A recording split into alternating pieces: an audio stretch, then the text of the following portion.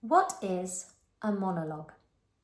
A monologue, hence the part mono, is where one person is speaking.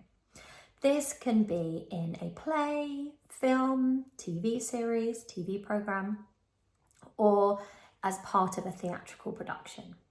So it's when one actor is speaking. Now they could be alone, also known as a soliloquy in Shakespeare, or there could be other characters there. That doesn't matter. What matters is that it's one character that's speaking. Now, if you need to create a monologue for an audition, for example, you can, of course, take a piece and take out the lines of the other actors in order to make it into a monologue, as long as it, of course, still works in terms of its intention. So if you're creating or performing a monologue, that's one person speaking, I wish you the best of luck.